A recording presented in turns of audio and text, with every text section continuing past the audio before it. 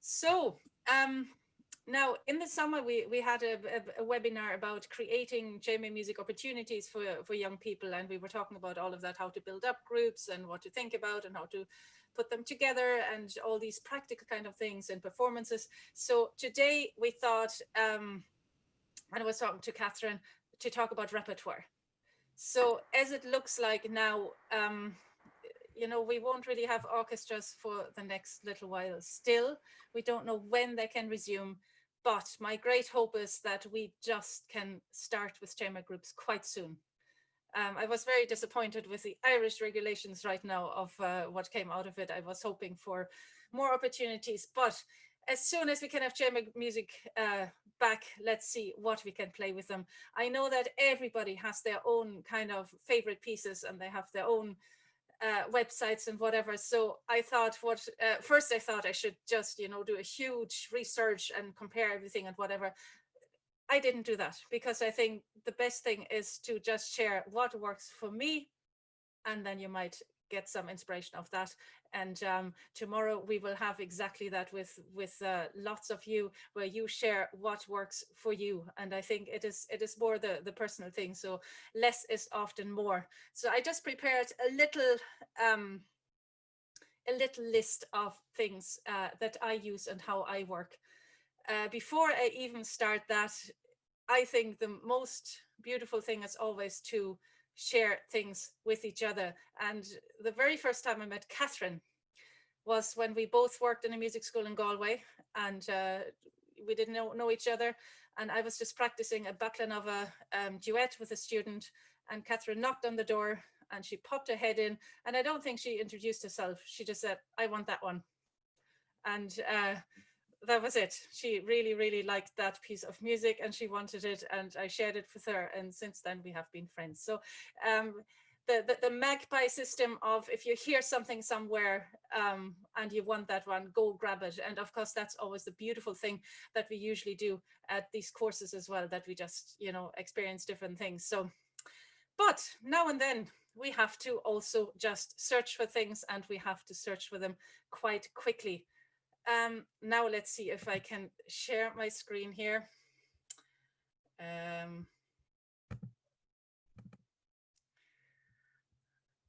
you see that? I hope you can. I can't hear anything there anymore. Hold on. Just gonna move this down. So, what shall we play? I called that little introduction. And basically, what always I think is the main, hold on, something has gone wrong here. Yeah. Basically, what I'm looking for is music that I find inspiring, that I find interesting, and that has some quality. So I'm looking for quality arrangements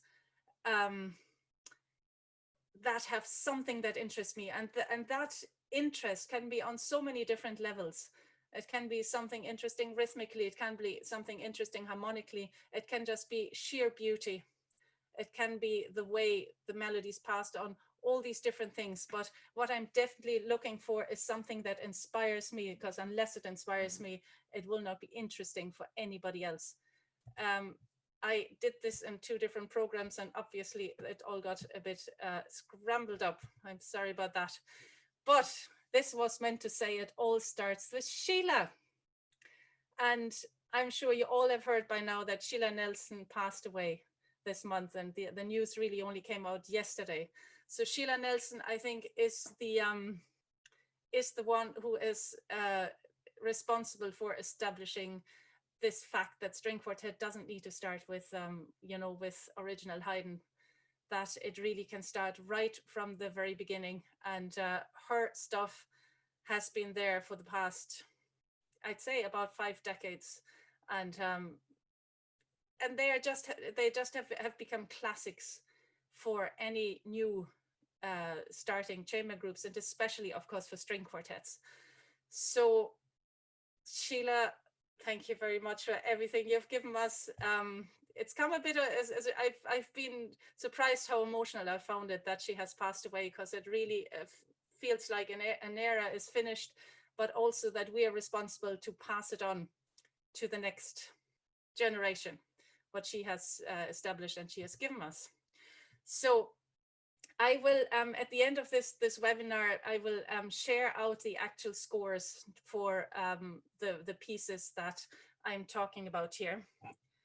So my essential Sheila Nelson pieces that I do not want to be without are, to start with, the French folk tune. And I'd say that all of you probably who are string players are well familiar with that, but I'm still gonna just bring it up here so that everybody knows what I'm talking about. So the French folk tune is such an easy little melody that everybody recognizes, but the way she has arranged it for beginner quartet is so incredibly beautiful.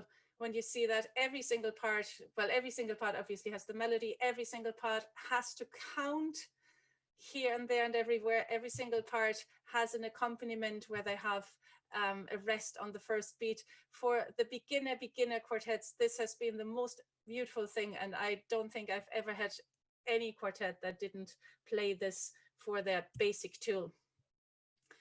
The other basic, hold on, Sheila Nelson pieces that I don't want to be without are the Minuet and Trio, which is kind of the first Mozart that I think any string quartet can ever play. And that, again, has very basic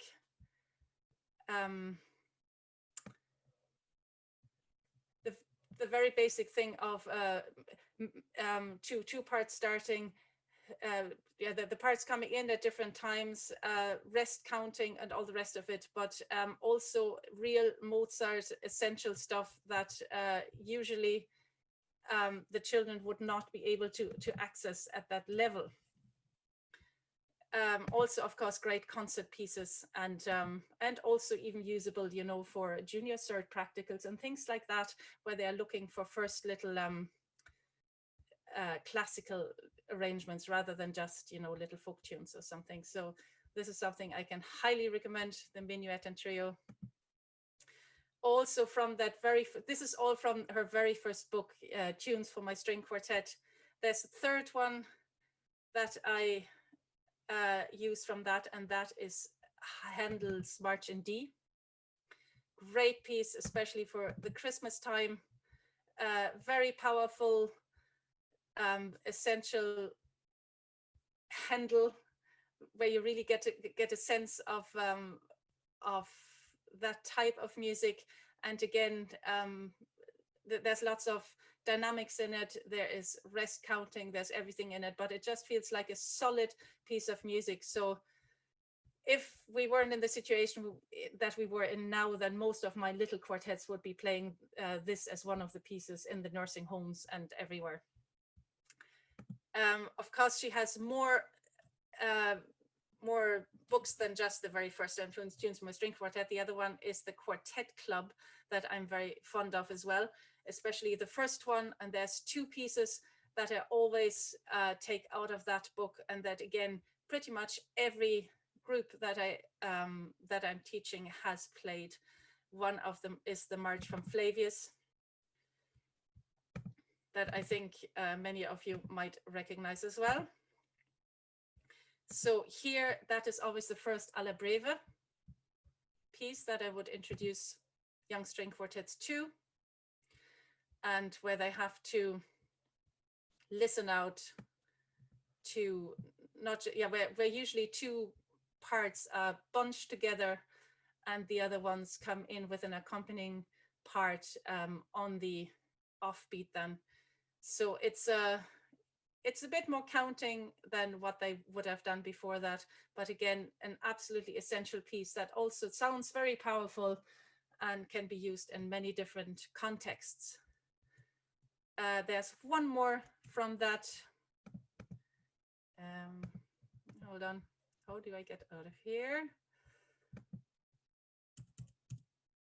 One more from Sheila Nelson's collection that I always use for all my quartets, and that would be the, where is it gone?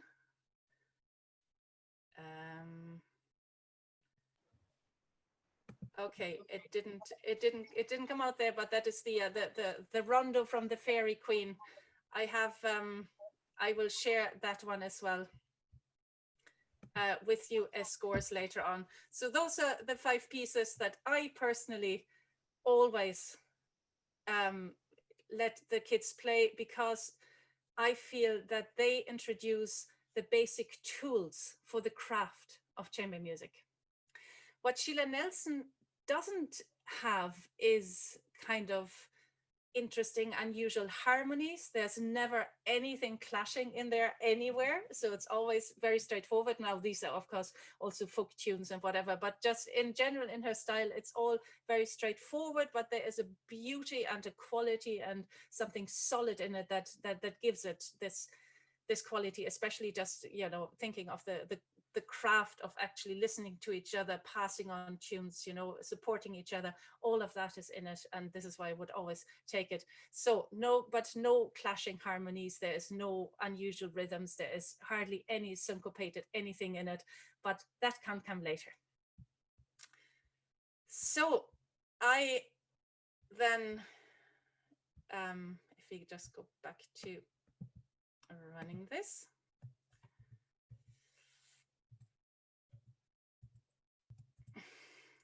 Okay.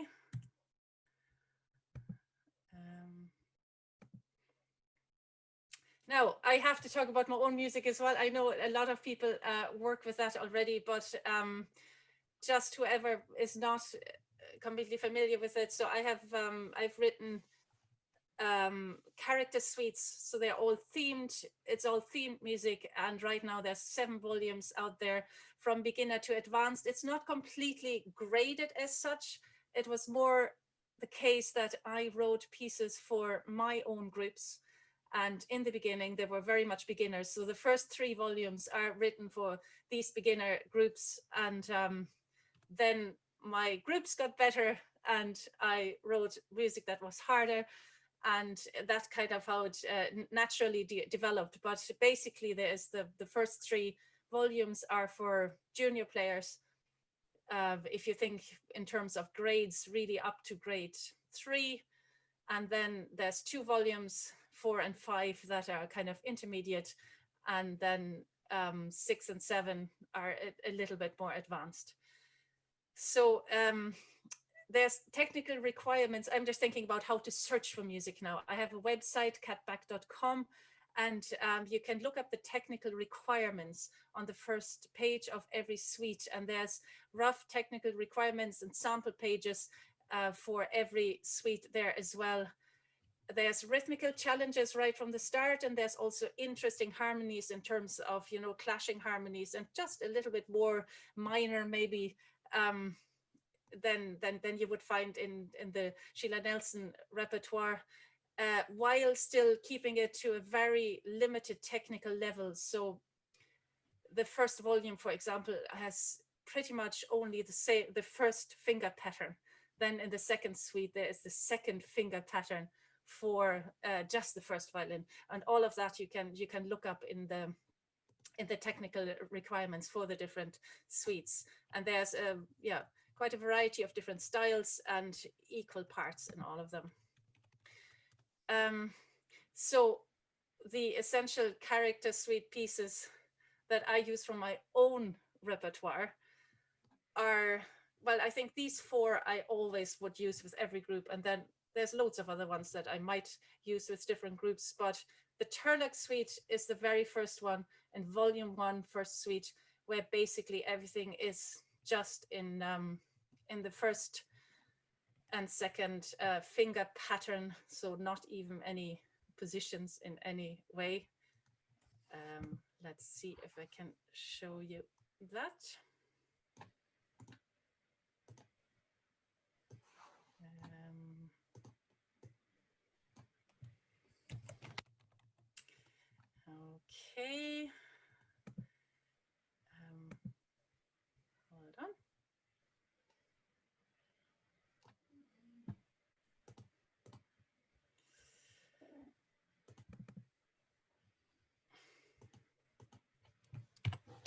So the Turlock suite, the score you can see here. It's always written for, you know, for full string quartet, but the viola part always also comes as third violin part. So here, for example, in the very first one of the Turlock suite, you see that immediately we have clashing harmonies here. We have Katharina, apologies yes, to I'm still seeing your PowerPoint, the essential character suite pieces. oh dear. Okay. So possibly unshare and go that way. Okay. Thank you very much. So did you not see it? Did you not see any of the other music when I shared it? No. Sorry. Why didn't you say anything? Okay. I didn't twig it. I don't know whether any of us twigged it. Okay, it's all right. Okay. It's okay because you're gonna send us that, and you talked so beautifully. I will. But we'd love to see your music. Oh dear. Oh dear. Okay. Right. Yay! Well done. Can you see it now? Yeah. Okay. Yes. Please Brilliant. tell me. Okay. Sorry about that. So here, in the clouds, you can see that straight away there are clashing harmonies here. We have a D against a C sharp, and an atmosphere is created of clouds, and then, you know, afterwards it resolves in more peaceful harmonies and all of that. But that is pretty new to little kids who are may only have played very, very basic harmonies. Then this goes on into a little tune called After the Rain, which is also very atmospheric and very in minor. And you can see that the melody here has syncopated rhythm straight away. Also, the other parts all have syncopated rhythms. Still, I consider it a really, you know, just about grade 1, maybe even lower piece, because I don't think that those, so the technical requirements are very low, but this can be solved. You know, they don't have to be able to read all the syncopated rhythm straight away.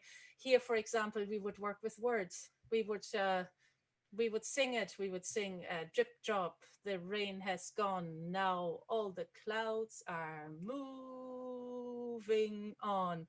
This kind of thing, so that they can actually find their way through the rhythms very easily.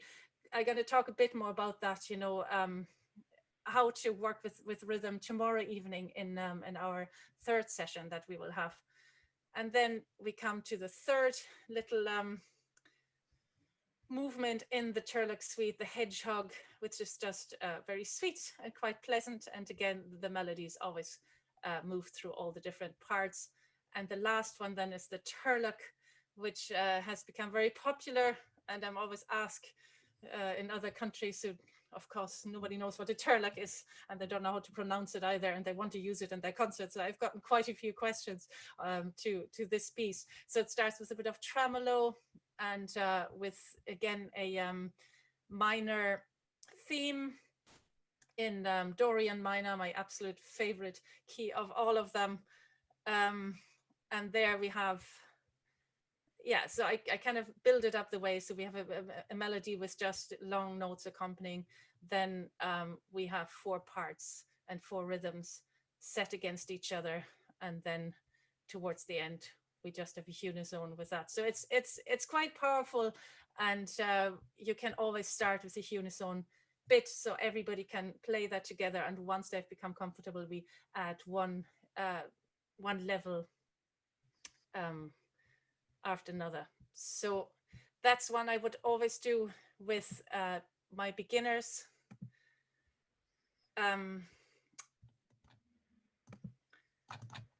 Then we have the Matilda's Kitchen Suite, which I would do when they have become a little bit more advanced. This is the first one that I usually introduce for string quartets with a swing shuffle. I mean, these are all new skills for them to learn. So the kitchen bench has been very popular. We have a second movement there, the giant clock, which is all pizzicato. Besides, is it the viola that after a while goes over to arco? no, the viola is the only one that keeps pizzicato the whole way through, and then there's a bit of arco added. It's amazing how tricky it is to play pizzicato together with 4 different parts. So that is quite a pedagogical piece in that way, but it also works very nicely as a concert piece. Then we have the Dreams in a Biscuit Tin, which is quite a quirky piece. It has been used a lot for concerts that way.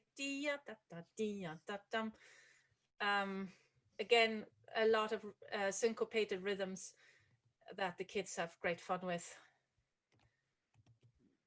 And yeah, so I mean, those are the Iron Stove has not been played as much as the other ones. It's quite a pretty little thing. It's not as easy and straightforward as the others. So I think it's more the first movement here. I think all my kids would play the kitchen bench just to get into that kind of feel. Then don't know why I'm there we go. The Flower Suite is another junior suite, where we go from the snowdrops. You can all see the music now, yeah? That's all working? Yeah, excellent. Snowdrops, where we always talk about, you know, the snowdrops that are under the snow all winter and then slowly wake up. So this is the first waking up, and then one part at a time wakes up and slowly comes to life, and then spring comes back and we go into, again, lots of syncopated rhythms. I do love syncopated rhythms a lot because I just think it comes so easy to small children and it just spices things up straight away. Daffodils is just a pretty little thing with a nice little melody that they can all enjoy together. Tulips has been very nice for a concert piece. Was very popular for busking and that, starting with pizzicato, then going into an arco bit, and yeah, and a little da capo, a bit of a drama in the middle. So it's a very small little piece, but it has a lot of drama in it. So tulips I would do with most of them. Water lilies is much more difficult than the others, but a great exercise for players who are working on longer lines, who are working on legato, and then putting those against each other. But you have to have quite strong players for that. So the other 3 movements of this are easier for people who haven't played that much. But the last one, you should, yeah, they should have a solid idea of their legato playing. Rhythms are not that hard to put against each other, but the sound quality really has to be there at that stage. Then to get rhythmical, to get a bit more rhythmical polyphonic rhythms going against each other, I would always recommend the Geralza Salsa that I think many of you know as well.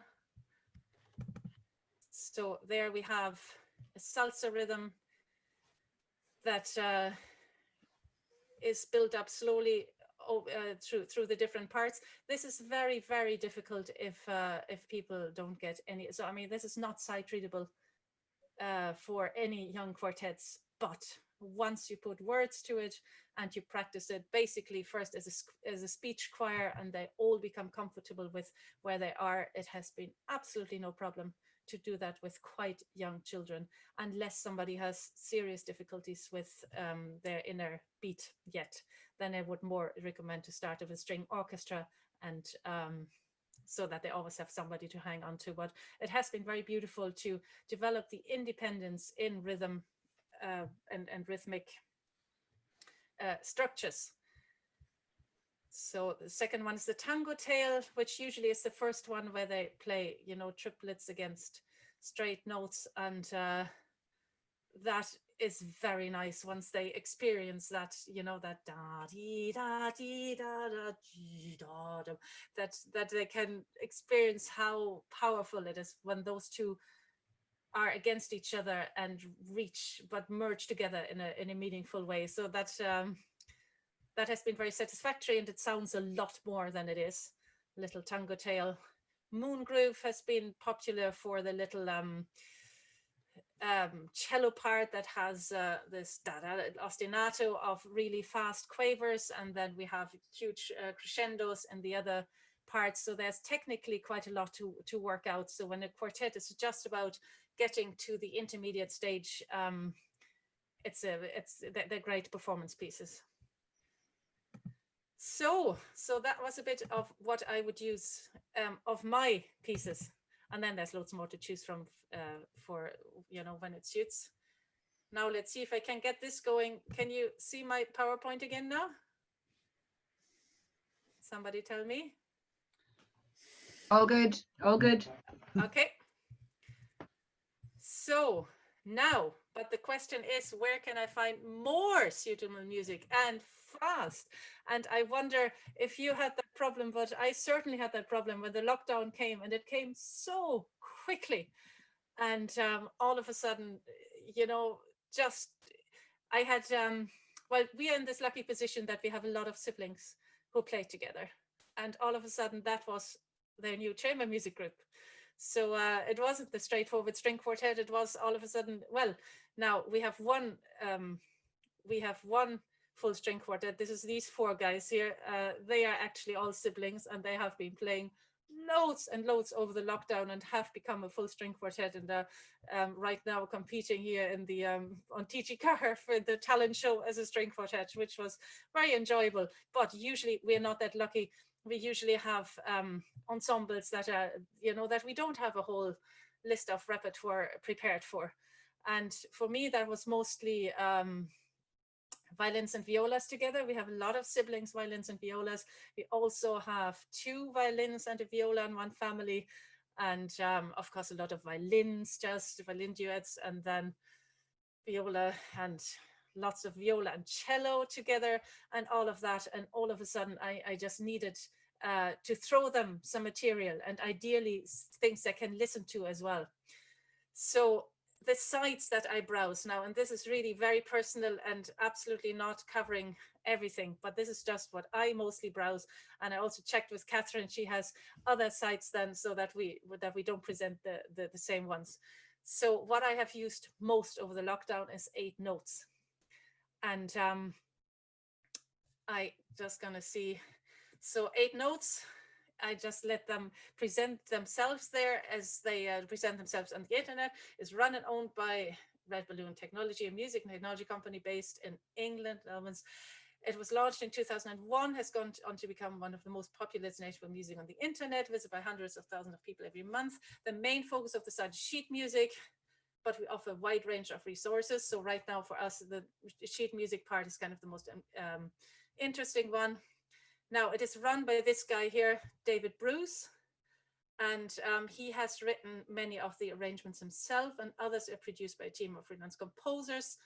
Because the site is a business, we retain do retain copyright of the sheet music, but you are free to print and perform the music wherever you like. And that is something that has been so incredibly valuable, because 8 Notes is free to use and download. It is one of the best sites, so it's just 8notes.com. It's one of the best sites to browse and find something quickly. And also the kids themselves can browse it and find things quickly, which is absolutely beautiful. So you can just put in the instrument combination, and things will come up very quickly. I wonder if I can do this. Are you still with me? Do you still see what I'm doing here? Yeah. Excellent. So if I put in, for example, 2 violins and viola, because that's what I was stuck with quite a lot.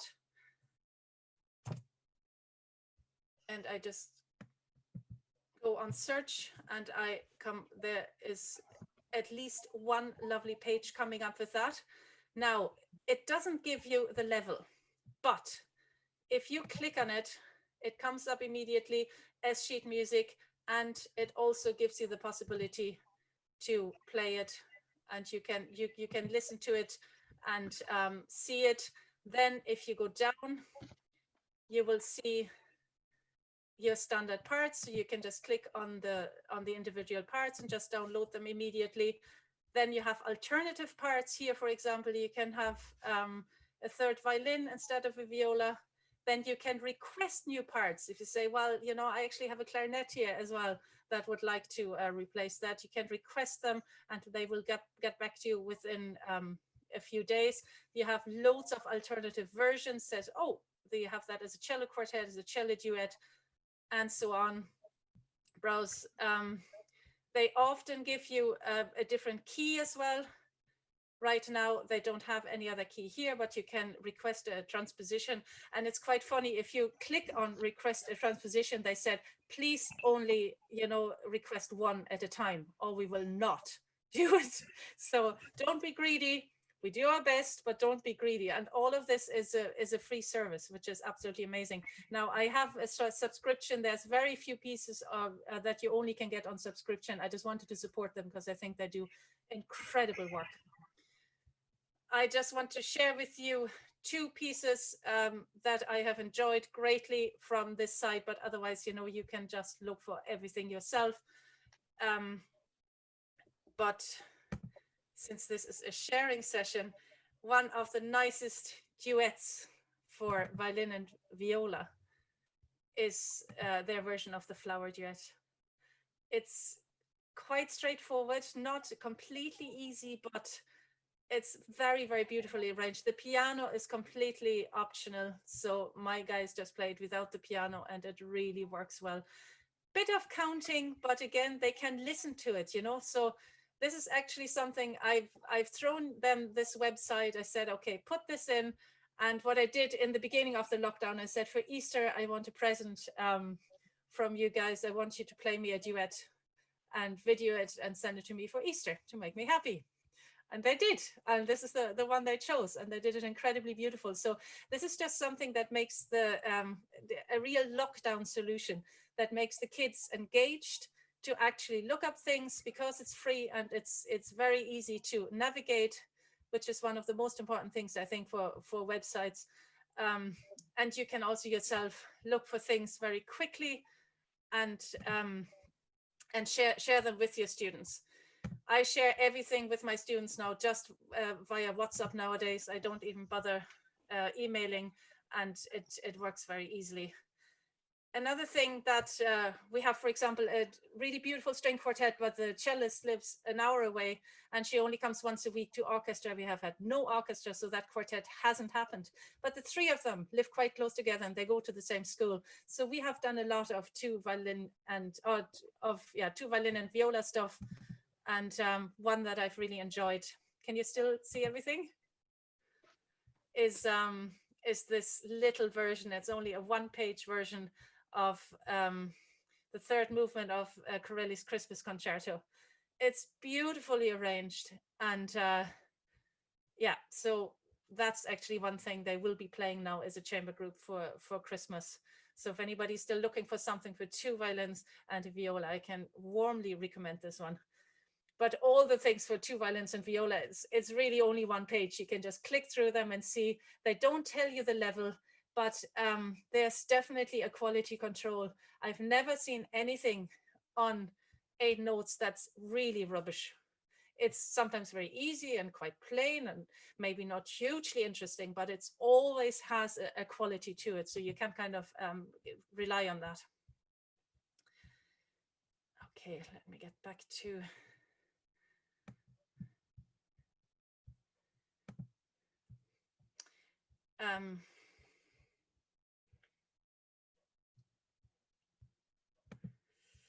I just move on manually here because I don't know what I'm doing anymore. Sheet Music Plus is another company that I've used a lot.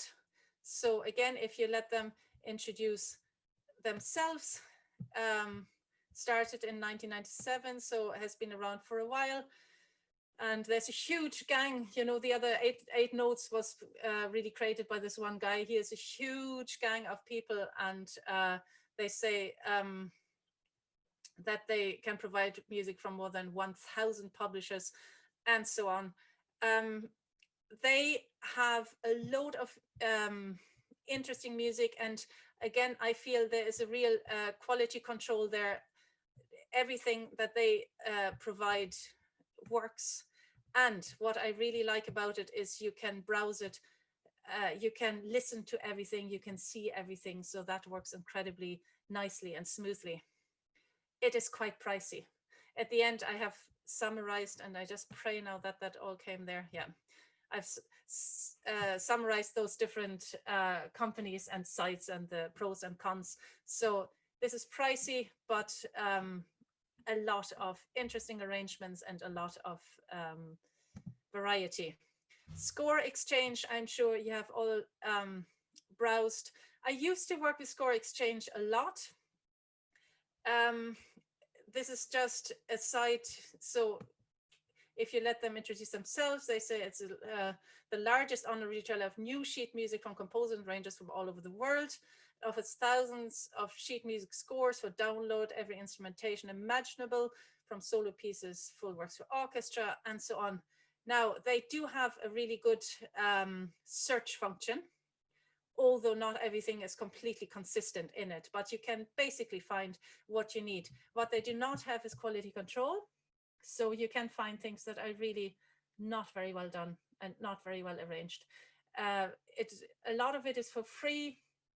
Some of it is very cheap, but you always see who has uploaded it, and there is a possibility to take up contact with those people.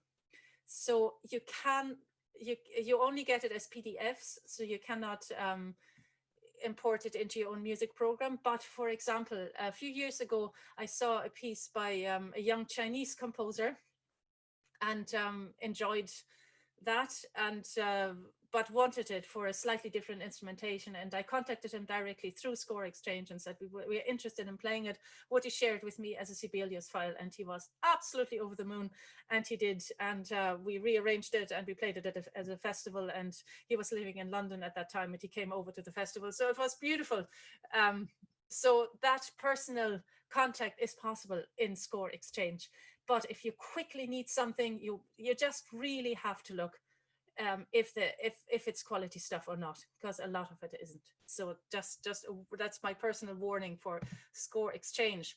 Same for MUSESCORE. Of course, MUSESCORE is software, most of all, which is completely free, which is absolutely fantastic because you can give it, I mean, all your students can work with that and they can make their own arrangements and everything. So that is the beauty of MUSESCORE. There is a lot there. So what they say about themselves, that it's, over 200,000 musicians find scores every day, over 1 million scores. I personally, lately, when I'm looking for things on MUSESCORE, I haven't found anything I liked. So that is my personal problem there. Search function is not great. It's not kind of in levels. And the thing is, it is completely open.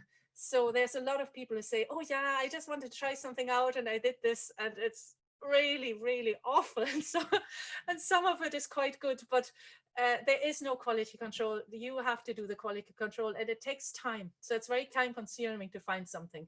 But what I have used it for example, if we want to have a film themed orchestral camp, as we had a few years ago, and I see that somebody has made an arrangement, maybe for any kind of ensemble, on that, and I have a quick listen to it and think, yeah, it's quite nice. So you can take it as a start. Instead of doing everything from scratch, you can import it into both Sibelius and Finale as a compatible file, and then work on it that way.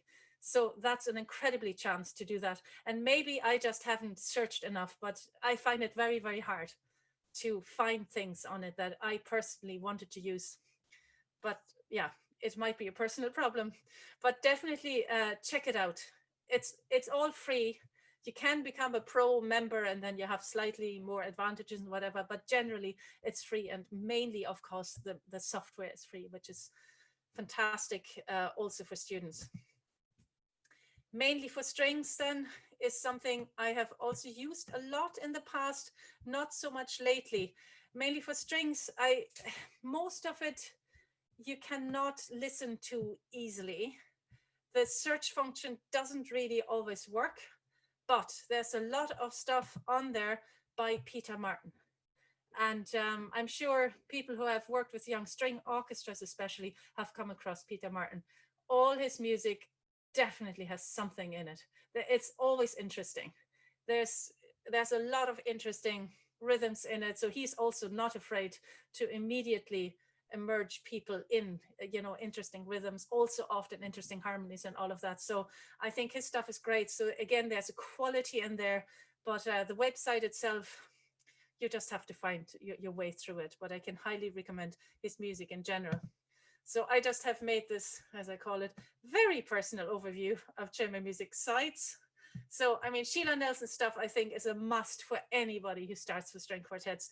But I haven't found anything actually of her stuff online. I don't know if anybody else has, but so digital downloads, you actually have to order the actual book, and it's nice, and it will come after a while. There's no audio files as such, although the pieces have been so popular that I'm sure there's YouTube files by now of almost anything. Price is quite okay, so there's no search there. Now my own stuff, you can get it both in digital downloads and otherwise. I have my website is just catback.com. There's an audio file for every single piece and every single movement, and it's quite easy to find it. If you just go on suites and scroll down, you will find it there. I think it's an okay price. There's no search function as such, but you see for each suite if it's junior level or if it's intermediate or advanced. And then if you go into it, there's always sample pages of it so that you can see what's going on there. 8 notes, yes, digital downloads, audio files. So right now, this is my favorite site that I'm just so grateful for that it exists. There is a limited amount of stuff on it, but I think they are, improving it all the time. But it's just so easy to use. So 8 notes is my lockdown go-to for any needs there. Sheet Music Plus has so much. Most of them have audio files, a lot of videos as well. It is pricey. It's pricey enough. So if you want a load of new material, you do spend a lot. But it's great. It's there and lots of material on it.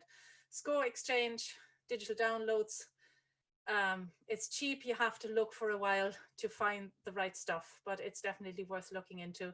MUSESCORE is just the search function is not great. It's not.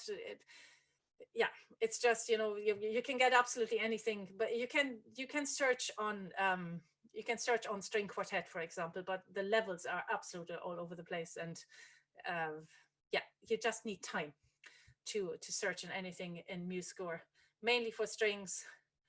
I just found the search function very poor. They have loads of detailed search functions. Maybe it just didn't quite work. But otherwise, if you browse things by Peter Martin, it's really, really worth it because it's interesting pieces. Okay, I think I leave it there and leave it over to Catherine, who has other sites and other things. But in between, if we want to have quick question round, maybe. Thank you, Katharina, by the way. My Leaving Cert nightmare, in which you don't get given the paper, has been replaced by a Zoom nightmare, in which when you ask a question, nobody says anything. It's especially scary when you have the shared thing and you don't know if anybody's even there. But anyway, you're still there. That's great. Okay, I'll go ahead and do this, and we have sharing sessions tomorrow, which is just wonderful. So I am seeing, oh, you have it that you can do anything you like, and how to share it, and then you go ahead. Can you see that okay? Yes. Brilliant. I'll just get it back to the so these are that beautiful trio. We're our youngest trio, that were one of the apprentices with Contempo, and they just had so much fun. So I think essentially what we all look at is that when we come to a chamber music course, why do we do this? Because like taking orchestras, you can take 50, 60 kids at the one time, and doing chamber music actually is quite time consuming. But the huge advantages to playing in chamber music you know, they just learn how to read, they learn how to be independent, and your orchestras sound better based on the fact that all these kids are in quartets. It's just the most beautiful way to do it. It's also that they're logistically easy to organize, and you can take them in a car external to the situation that we find them ourselves in now.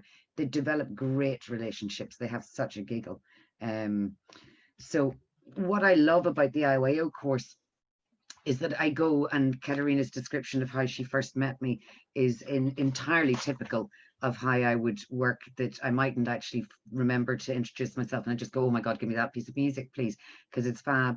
And that why I go to courses and festivals often is to be a magpie and just steal things, because if you get a piece that works as well as, say, Katharina's pieces do, they last you 30 years. You know you're going to use them with every single individual group, and you just build up this wonderful repertoire of stuff that actually works. Before Katharina had written her character suites, and I would use those extensively, I would have actually gone through quite a lot of YouTube channels and find that's how initially I found these pieces that I'm going to share with you. And I'm actually going to share 8 direct pieces with you. But there are other ways that Katharina has shown you how to do this, and there are websites that are specific to pedagogical composers, and these guys are very, very good.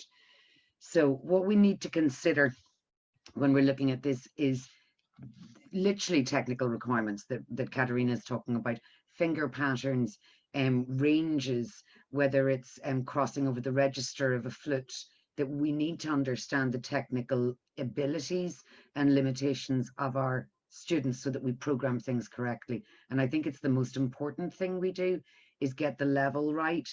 And that I would always start with I actually start with Showtime, and I start with Fianna, both of which were written by Katharina, and then I've got other pieces that I go to as well. I would use textural dependence and independence dependent on the individual kids. We're literally looking at that quartet and dealing with the quartet as individuals, looking at the equality and the interest of parts, looking at things that can be played very successfully, slowly, and then a speed is built. Looking at harmonic interest, because I think that mostly the music that children are listening to now is film music and game music, and that tends to be rhythmically and harmonically really cool, very crunchy stuff, and that their ears, like Sheila Nelson's The Classics, they love those as well. They love the little 8 notes, has a marvelous arrangement of the Spring from Vivaldi, and they really do love those, and the Peter Martin is great. We've also got to look at mixed ability groups, that often if it is within a family, you've got a much younger cellist than the violinist. How do you get stuff that can be done with those groups? So the first piece I do, which is not, it doesn't look in any way similar to Katharina's, and actually I can probably, can you see that I'm now sharing a panoramic score, and you can just give me a thumbs up, okay? So what I do, thank you, Kat, what I do is I actually buy the music and then I program all of it in. I know it's a little bit laborious, I'm quite fast and Sibelius, but it means this particular piece is a piece by a gentleman called Brian Balmages. He was born the same year as Katharina and I won't tell you his age, but he's just fantastic. This could be played by a student in their first year. There are only 7 notes in the first violin part. There are only 4 notes in the violin 2 and the viola part. The cello part does need to be a little bit more independent, but you could back him, because there's actually, this is a trio. It's not a quartet. So if you've got one person, this is my secret weapon, by the way, you'll all know my secret weapons now. When we go to the IAYO chamber course and I end up with lots of kids and I don't know what they can play, within the first session I'm working out, do I need somebody to piggyback on somebody else within, because I want it to be successful for them. You can see that the top 3 parts, or the top 2 parts, are entirely homophonic. There's a bit of counting to do with rests, and there's lovely clashes going on. I'm not going to play you this because the MIDI on this one, Alan nearly shot me from Cork when I played this. It was like, oh my God, Catherine, little tiny solo, they will mess this up. That sort of thing for babies, they don't get it, but it does allow the cellist to have the ability to, you know, you're just going to land on that E, and you're going to give them a little bit of a signal. So you do have ensemble skills being developed. Notice I've no dynamics in this.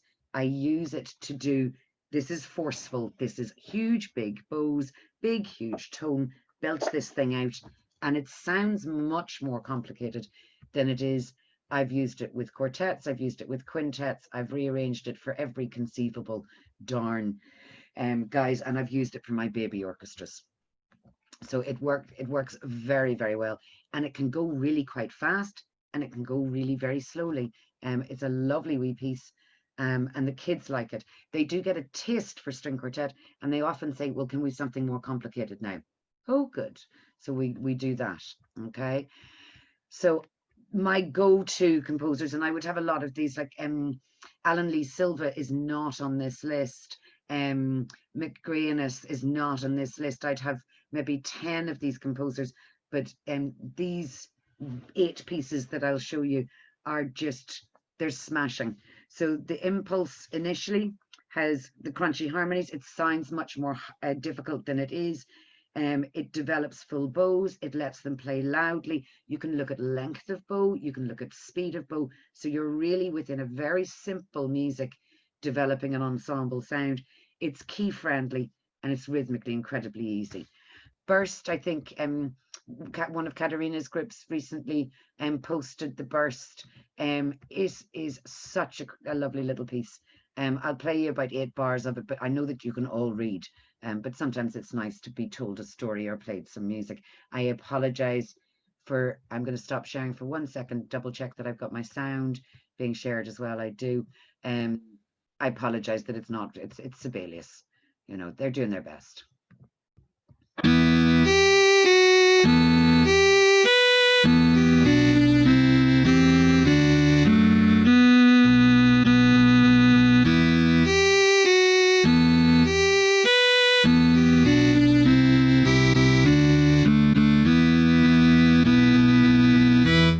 So it's in that wonderful key that it's not quite, it is Dorian actually. You have, again, essentially a trio. There's very few times that the second violin and the viola part merge from each other. It means that it's very adaptable. I would have written an open string part for this at some stage of the game. There is counting, no doubt about it. And he has a lovely descant line that comes in and builds intensity. This can also be done within, like that B is covered, that F sharp is covered, and you can play the E at the top here. It's fine, but it will work for string orchestra as well.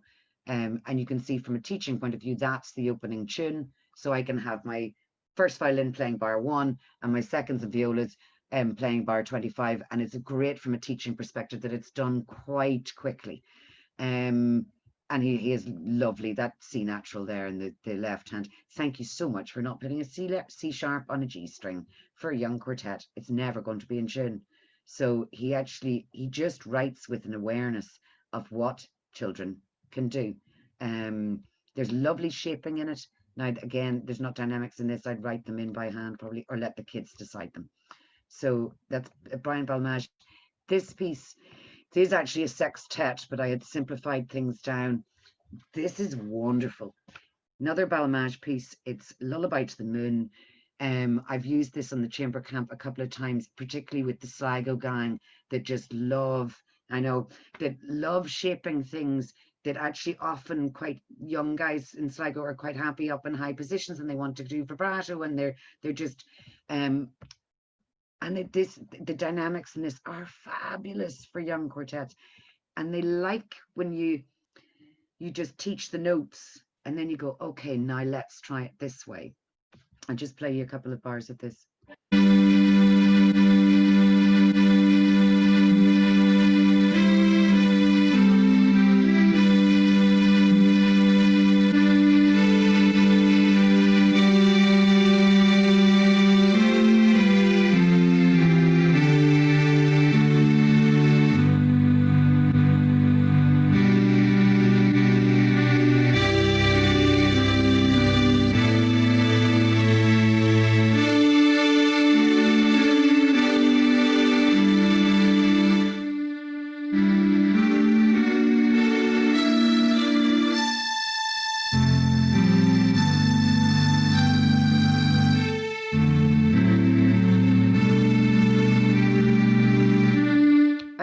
gorgeous, very filmy.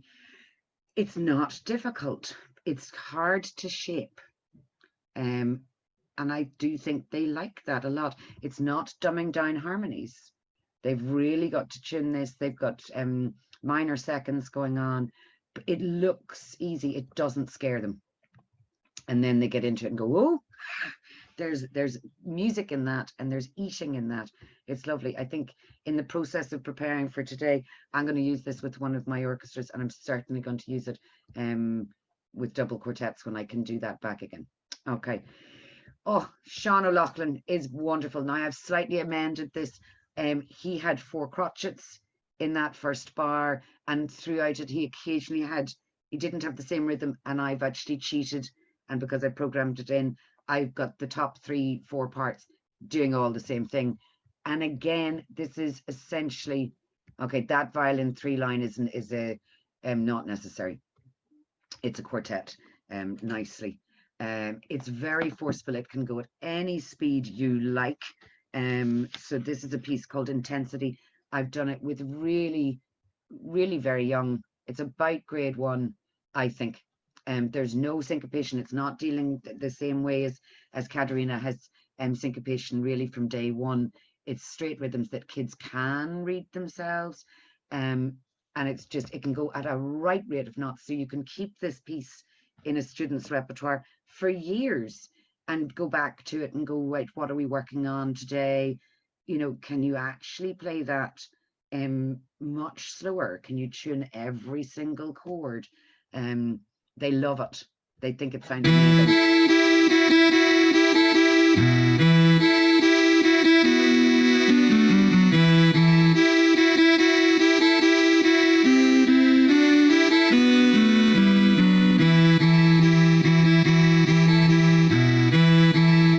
And he'll develop in counter melodies over the top of it.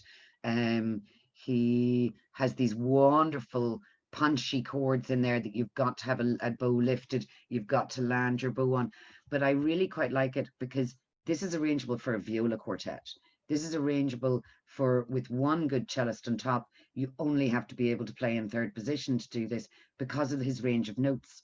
So it's hugely adaptable. So if Katharina turns around to me and goes, you have the viola choir in the camp this year, and I go, oh, or you've got 4 violas and a violin, I go, okay, I'm fine, I can do that.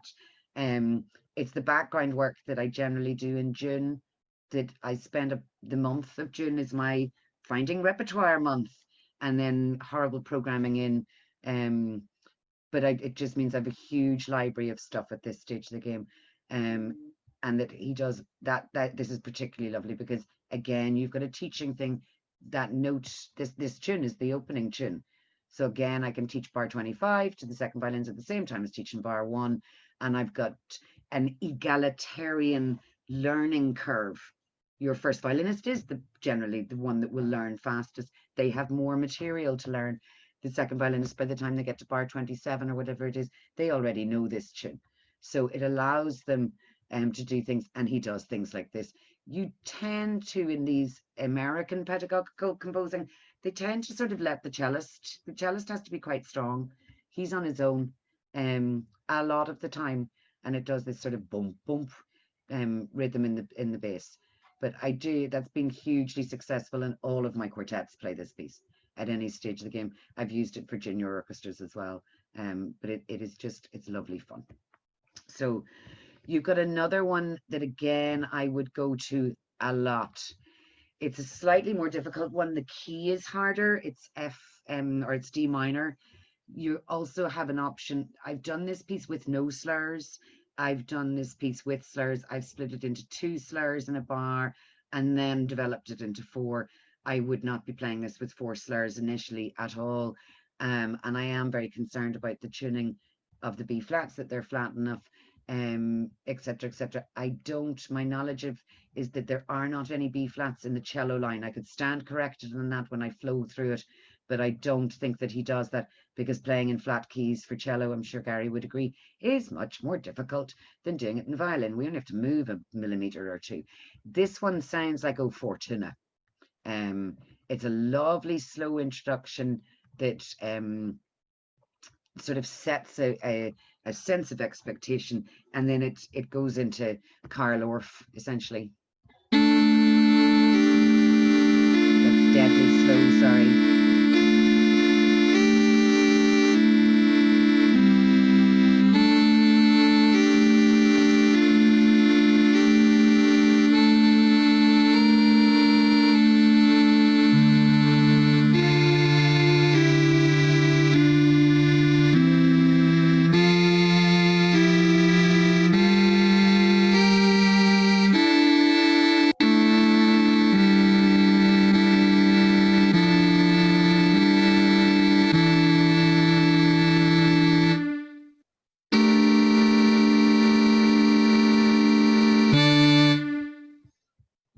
Okay, and you can see it.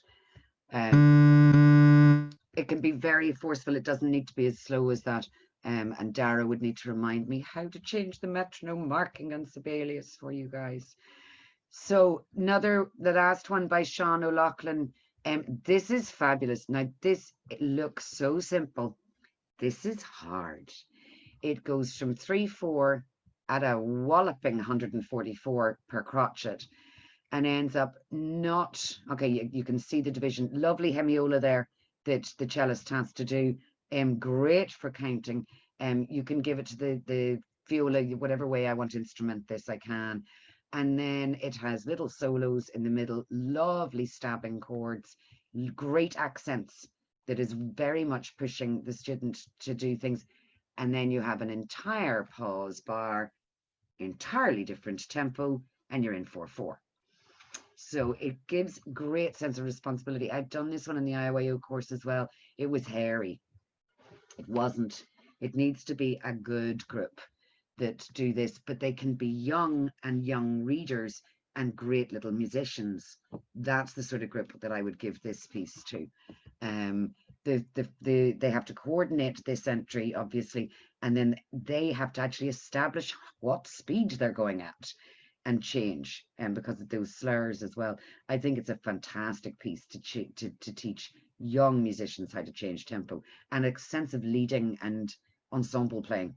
And again, you've got an egalitarian. The cello is going to have to take on the role of setting the pulse there, and that the three guys on top are going to actually have to go bang together. It's great fun to work on it. I very much enjoy it. So two gentlemen, one born, they're all about the same age as myself. This piece is brilliant. This is Son He Newbold. So our lady composer alongside Katharina this afternoon, and that because of the body percussion, you can get away with murder because you don't have any notes that are out of tune. So it's a good get out of jail one. And what's lovely as well is that it can be built very simply. You can see your 12-bar blues sort of idea here that you have. I've taught this one by memory to large string orchestras in primary schools, that 2-bar phrase, 2-bar phrase, exactly the same thing up a fourth, and the 2-bar phrase again. There's only 4 bars of music in there. You've got a semitone shift, and I would be teaching kids that they need to step over the monkey. If I've got that a C sharp and a C natural are not beside each other, and it's a great way of teaching them that. I can take out those in the violas, or I can take them out there if I need to, so that I can merit the player. And then, oh look, second violin has the 4 bars that we've just done, or the 8 bars that we've just done, and you've nearly got an open string part here. What I have done is I've done that as a harmonic for players who are more advanced and that are wanting something to do. And the cello has a beautiful 12-bar blues, and again he's only got 4 bars of music. Same link. Cello has the little link. There's where it gets hard to coordinate. And this body percussion section, to me, is where kids learn how to learn pace, because they'll just speed up and it falls apart and they go, oh. And they have some call and answer sections, and then they have actually, oh, we're meant to be together here. And the amount of times you do it and they're not together here. But it's a great wee piece and very adaptable for any sort of mixed ability ensemble at all. And my last piece that I'm going to show you, it's a trio actually, by Sonny Newbold. Again, this lady, she has, I searched her biography today. She's over 65 distinct quartets, string orchestra, pedagogical writing. You could just play her for years, be fine with me. I'll give you a listen to this one.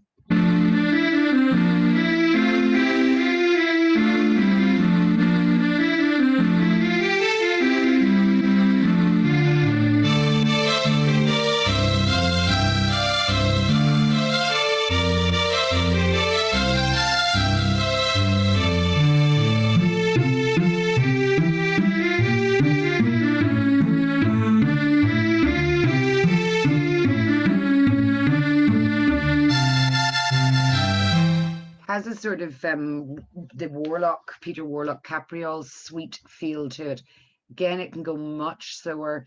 It's for a little bit more advanced, you're into intermediate with tuning here, but it's worked very, very well for me in the past. So those are my guys. I have done an analysis here that when we're sending out, I'll send this PowerPoint to you so that you can find things. And there's a description of the three composers there. Where they're found are the pedagogical musical sales websites. These guys, a score of 3 or 4 minutes tends to cost about 50 or 60 euro for parts and a score. But once you have it, you can perform it as many times as you like. And I buy it, I'm programming it in at the same time so that I can adapt it. It's also that I don't want to give away my hard copies, to be honest, to little sticky fingered beautiful children, but no. So they're actually links that when you get it, you can have a look. What I love about these is that you can hear a performance, and it's a really very nice performance of it, and that you can see scores. They do tend to take out a page of a score. You're not going to get the complete thing. You're going to, you can't see all of it, and that's fair enough because these composers are making their living that way. What I do have, and this was, those of you that know me for a long time know that I put my shoulder out 8 or 9 years ago, and that I ended up being really fearful that I wasn't going to be able to work for a number of months. And I did an Excel of all of my music so that I could find it, because I think that our filing systems for quartet, trio, quintet, it's really difficult to know where to put stuff. And I had been trying to do, this is all my quartet stuff on a shelf. This is all my trio stuff, but I've got wind trio and I've got recorded trio, and then Dara's written bass trio, and I've got Katharina's stuff, and there's So I ended up doing a spreadsheet that is entirely searchable. It's the titles composer piece, general instrumentation, or a quintet. You can see them down there, double bass trio, specific information. Do I have an actual Sibelius file of it? No score is always annoying when you send something, and I would tend not to, if I'm running a course, I don't give somebody else something without a score. Rating is how cool it is. Difficulty is how hard is it, and then where is it? Is it in my old laptop? Is it in Adam has it? Is it in what I'm laughing at, hard copy only? I've got a new laptop and a new laptop, but I know where things are, and I also therefore just simply file things in my library in alphabetical order. End of story. Doesn't matter what instrumentation they are, and I can find things. Like even my mum is impressed that I can find things. She has me labeled as a bold teenager. So I thought that would be useful for you to see. But I think I'm probably reinventing the wheel with an awful lot of this stuff. Like, you guys know what you're doing. What I did do yesterday morning, finally, so I have sped through this, was I went, okay, before I knew about these websites and before I knew about Katharina's stuff, how did I find stuff? So I generally worked from one piece that I liked. So here's the impulse that was our starting point this afternoon. And there's an awful cracking cough to start with.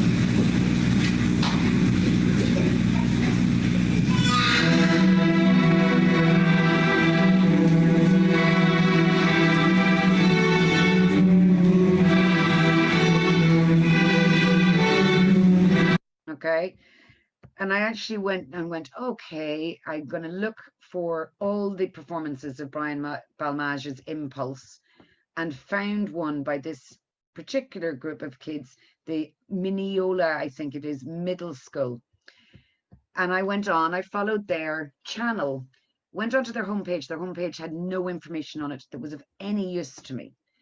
Went onto their playlist, sorry, and I'm, oh my goodness, I found music that was correctly catalogued. Now, that's not the music, it's a recording of their performances. Of there's junior grade stuff, there's middle grade stuff, there's senior grade stuff. These kids have played it, real life children have played it and enjoyed it. That's brilliant. And I actually thank you so much to you guys and to Alan. I found a new piece that I really like. So it's a Telltale Heart by a composer that neither Katharina and I have heard of, called Michael Stone. And you can just, I'm going to give you 10 seconds.